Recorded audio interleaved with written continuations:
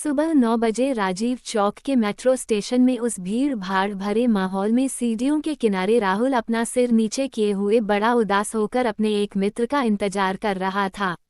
उसी समय सुनील आता है और राहुल के कंधे में हाथ मारता हुआ पूछता है, अरे यार राहुल, तूने तो हद ही कर दी। तेरी शादी को अभी 1 सप्ताह भी नहीं हुआ और तू फिर से जॉब में ऑफिस जा रहा है।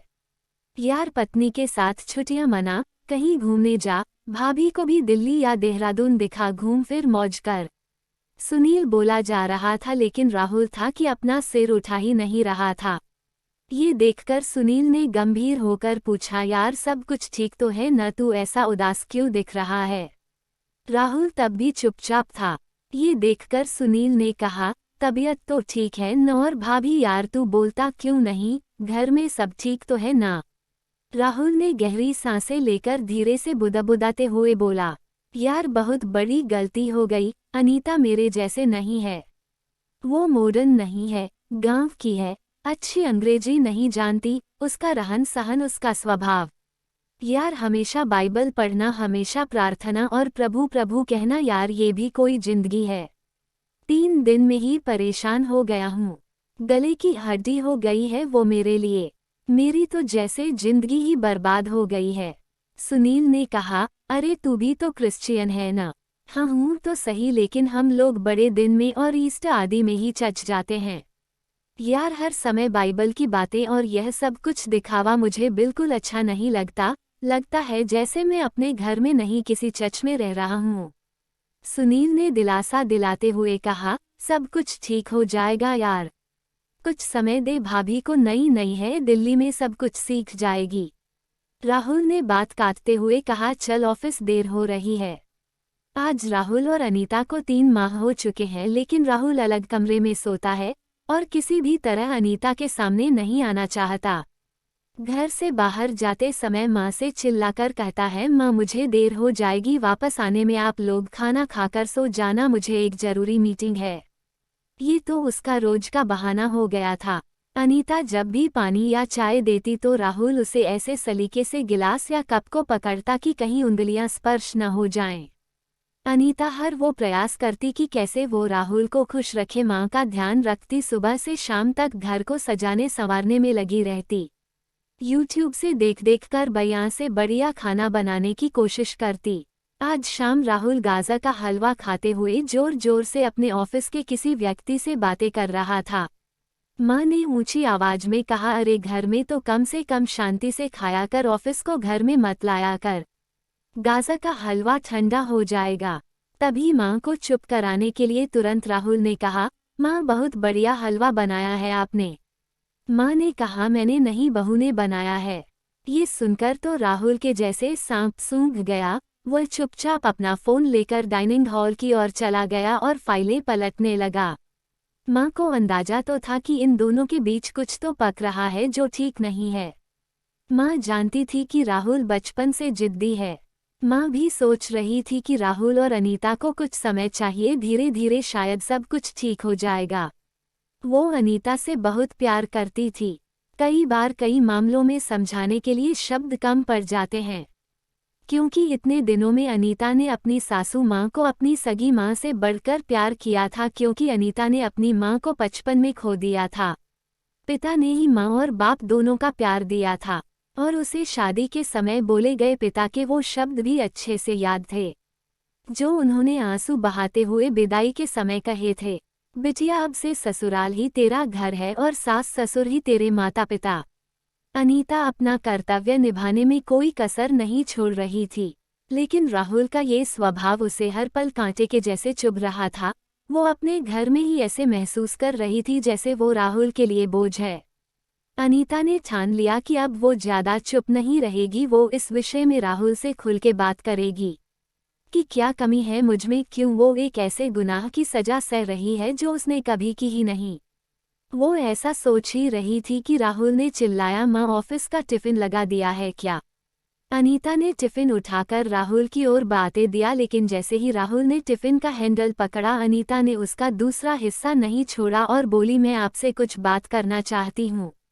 और भरे हुए गले से आंसू बहाते हुए बोली, यदि मैं तुम्हें पसंद नहीं हूँ तो मुझे मेरे पापा के घर छोड़ आओ। राहुल कुछ बोल नहीं पाया, बस धीरे से बोला, ओके देखता हूँ। अनीता की ये बातें जैसे राहुल के कानों में जोर जोर से गूंज रही थी। पूरा दिन उसका काम करने में मन नहीं लगा। वो सोच रहा था, क्या हो रहा है मेरे जीवन में, किसकी गलती है, क्यों ये सब कुछ हो रहा है। अनीता सुंदर है, पढ़ी लिखी है, लेकिन आखिर क्यों। जो भी हो, अंदर से कहीं लग रहा है चलो अच्छा है बला टली, वो अपने घर चली जाएगी, कुछ दिनों में तलाक आदि के पेपर तैयार करवा लूंगा, वो भी किसी और से शादी कर सकती है और मैं भी आज़ाद। वो इस उधेड़बुन में पूरा दिन कुछ काम न कर सका और टिफिन भी खाना भूल गया।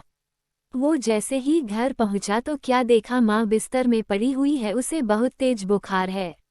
अनीता ने कहा, सुनिए माँ को जल्दी किसी अच्छे डॉक्टर के पास ले चलिए, मैं सुबह से कह रही हूँ चलो किसी ऑटो में किसी डॉक्टर के पास चलते हैं तो माँ मना कर रही हैं। माँ कराहते हुए बोली, अरे रहने दे बेटा, थोड़ा बुखार है, दवा खाकर ठीक हो जाऊंगी। राहुल ने माँ के माथे पर हाथ लगाकर देखा तो कहा, अरे माँ, बुखार से आपका शरीर तप रहा है। तुरंत ओला से टैक्सी मंगाकर वो माँ को लेकर अस्पताल पहुंचा। पूरे रास्ते अनीता माँ को संभाले रही और माँ के लिए लगातार प्रार्थना कर रही थी और दिलासा देती रही, आप ठीक हो जाओगी, आप चिंता मत करो। डॉक्टर ने थोड़ी देर तक चेकअप किया और एक्सरे के बाद बताया, राहुल की माँ के पेट में रसोली है जिसका ऑपरेशन जल्द ही करना बहुत जरूरी है। राहुल के पूछने पर डॉक्टर ने बताया 5 लाख की जरूरत पड़ेगी और उसके पास केवल 1 दिन है पैसे का इंतजाम करने के लिए। ये सुनकर राहुल के डर के मारे हाथ पैर कांपने लगे। वो सोचने लगा, अभी शादी के समय ही तो कर्ज लिया था, दोस्तों को पार्टी देने में उसके सारी जमा पूंजी भी चली गई थी। लेकिन वो अस्पताल से बाहर आकर जिसे भी हो सकता था फ़ोन लगाना शुरू किया। सभी दोस्तों ने कुछ न कुछ बहाना बनाकर और दुख जताकर फ़ोन रख दिया। उसने ऑफिस में फ़ोन किया, वहाँ से भी मालिक ने कहा, देखो राहुल, लॉकडाउन के बाद वैसे भी हमारी कंपनी लॉस में चल रही है और आपने पहले भी एडवांस ले चुके हो, सॉरी अभी हम आपकी कोई मदद नहीं कर सकते। राहुल पूरे 2 दिन तक पैसों के इंतजाम में जहाँ जा सकता था वहाँ गया, लेकिन उसके हाथ निराशा ही लगी। अंत में उसे लगा, मुझे डॉक्टर से कुछ और मोहलत लेनी चाहिए। यदि हो सके तो 2 या 3 दिन बाद यदि ऑपरेशन हो तो वो कहीं न कहीं से लोन लेकर या घर के पेपर गिरवी रखकर पैसों का इंतजाम कर लेगा। थका हुआ वो अस्पताल पहुंचा और सीधे डॉक्टर के केबिन में जाकर डॉक्टर के पैरों को पकड़ते हुए बोला, सर मुझे 2-3 दिन का और वक्त दीजिए, मैं आपका सारा पैसा दे दूंगा और ऑपरेशन के भी पैसे भर दूंगा। आप बस मेरी माँ की जान बचा लीजिए, मैं आपका यह एहसान जिंदगी भर नहीं भूलूंगा। राहुल रो रहा था।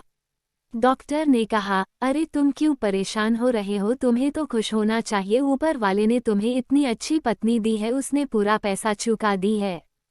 तुम्हारी माँ का ऑपरेशन तो हो चुका है और वो अब खतरे से बाहर है, वो अब बातें भी कर सकती हैं, आज छुट्टी हो जाएगी, आप अपनी माँ को घर ले जा सकते हैं।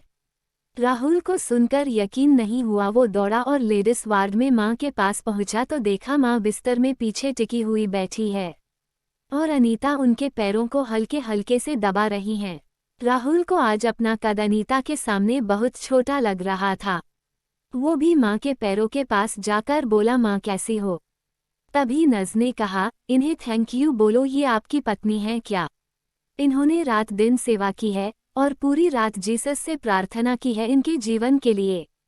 राहुल अनीता से नजरें नहीं मिला पा रहा था, फिर भी नीचे देखते हुए बोला, अनीता का कहाँ से इंतजाम हुआ इतने पैसों का?